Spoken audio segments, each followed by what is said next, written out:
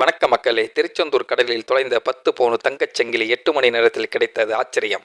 முருகப்பெருமானின் 6 படை வீடுகளின் 2ஆம் படை வீடும் கடற்கரை ஓரம் தலமுமானது திருச்செந்தூர் அருள்மிகு சுப்பிரமணிய சுவாமி திருக்கோயிலின் பல்வேறு மாநிலங்களில் தமிழகத்தின் பல்வேறு மாவட்டங்களில் இருந்து தினமும் நூற்றுக்கணக்கான பக்தர்கள் விடுமுறை மற்றும் விசேஷ நாட்களில் ஆயிரக்கணக்கான பக்தர்கள் சுவாமி தரிசனத்திற்காக வந்து செல்கின்றனர். கடலில் புனித நீராடிய பின்னர் முருகப்பெருமானை வழிபட்டு செல்வது வழக்கம்.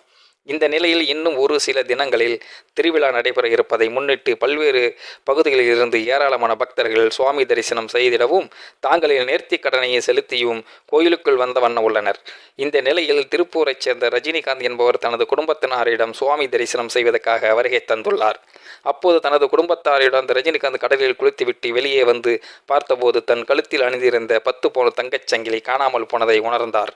தங்கச் சங்கிலி கிடைக்காமல் போனதை அடுத்து மன வருத்தத்துடன் முருகப்பெருமானை தரிசனம் செய்ய சென்ற நிலையில் கோயிலுக்கு உள்ள காசி விஸ்வநாதன் என்கின்ற அர்ச்சகரிடம் தனது தங்கச் சங்கிலி கடலில் காணாமல் போனதை பற்றி கூறினார்.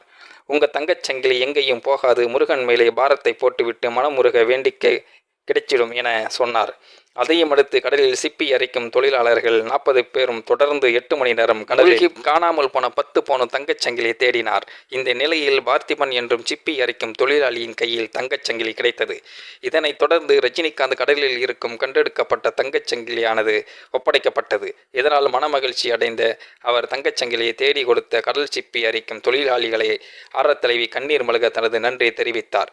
கடல்ல செயின் காணாமல் போனதும் நான் ரொம்ப மனம் நொந்துட்டேன். அர்ச்சகர் சொன்ன மாதிரி எம்பெருமான் முருகனை மனமுருக வேண்டி நெத்தியில விபூதியை பூசினேன். 8 மணி நேர போராட்டத்தில் ஒரு வழியா செயின் கிடைச்சிடுச்சு. ஓம் முருகா ஓம் முருகா ஓம் முருகா என சொன்னபடி கோயில் கோபுரத்தை பார்த்து கையை தூக்கி கும்பிட்டார் ரஜினிகாந்த். ஓம் முருகா ஓம் முருகா என அனைவரும் கும்பிடுங்கள், நல்லதே நடக்கும்.